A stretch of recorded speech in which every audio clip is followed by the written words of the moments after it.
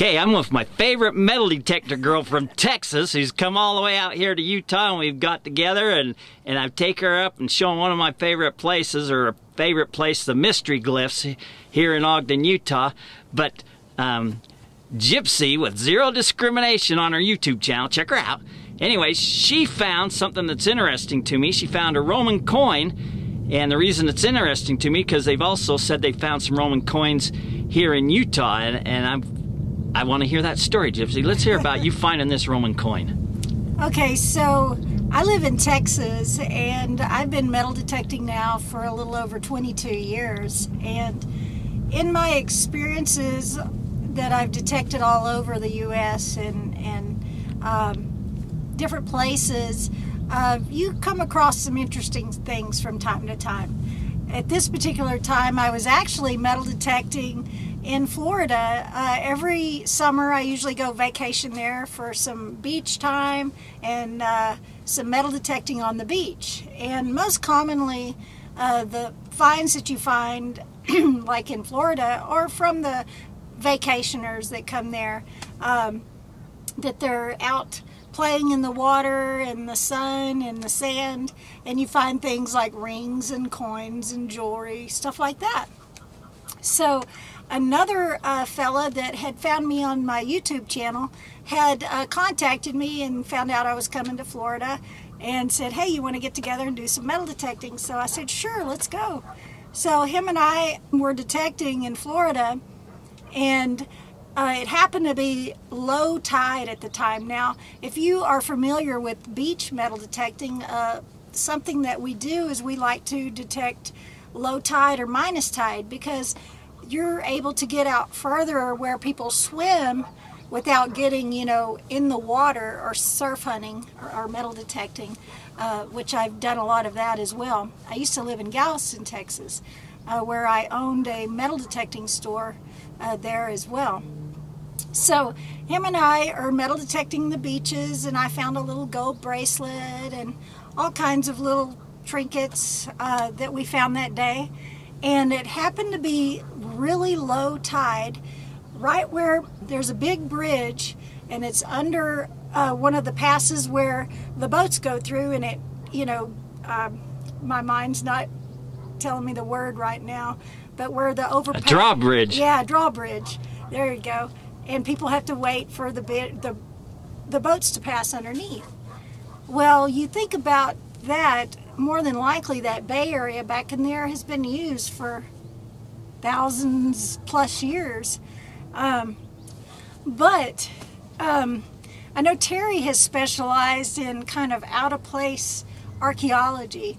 Well, I was detecting with my friend under that underpass there, and I got this signal, and I pulled it out, and it was this little coin, very tiny, probably about the size of my thumbnail here.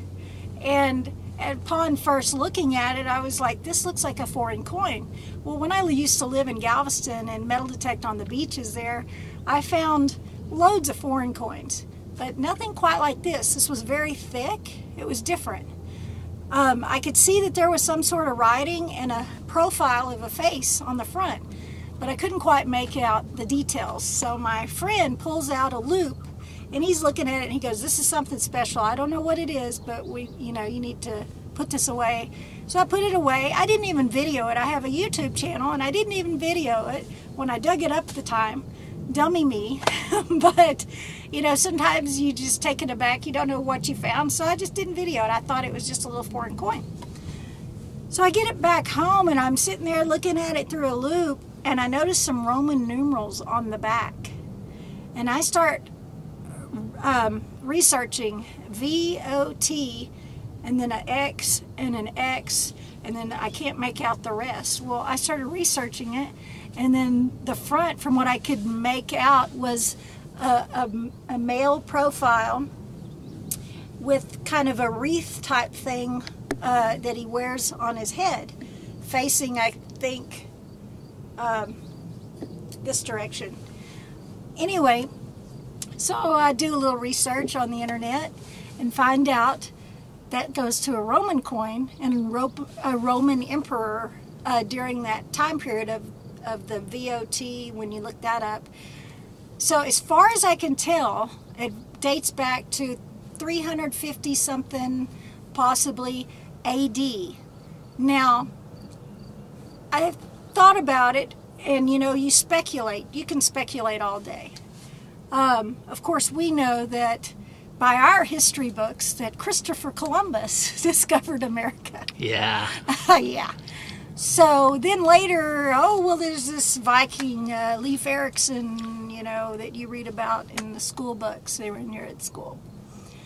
But through that research, I started finding out that there's been Roman coins found all over the U.S. in some strange places.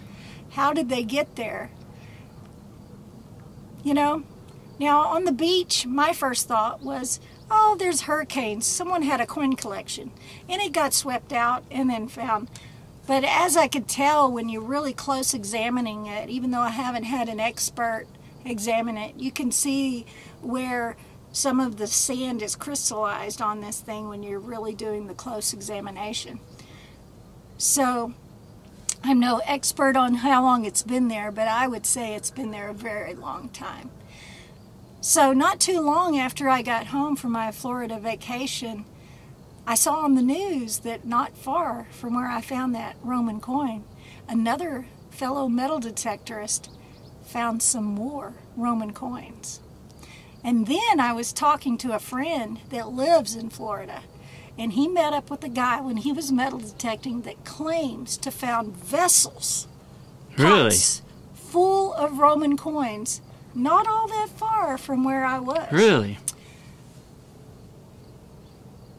You know, do you hear about all of that on the news? Never. Never. You might hear about a coin found here and there. And an interesting thing I read, and I sent Terry a few days ago, I read an article about the town that I live in. A Roman coin, or more than one Roman coin, found in some Native American burial grounds. How did those get there? I don't know. So, needless to say, in some of our adventures, we happen upon some really interesting things. I'll show you some photos, and you may not be very impressed. It's a very tiny coin, like I said, and some of the detail from possibly being in this sand and churn for a while has gone away. But there's enough there to do some research and figure out approximate date on this coin. So we'll leave it up to you and your thoughts.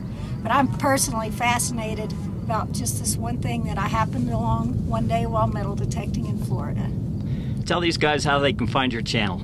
So you can just go to Zero Discrimination on YouTube or type in Gypsy Jewels, and my channel will pop up, and find me, watch a few of my videos. Now, a lot of my videos, some of them I will be on the beach, some of them I might be up in the mountains.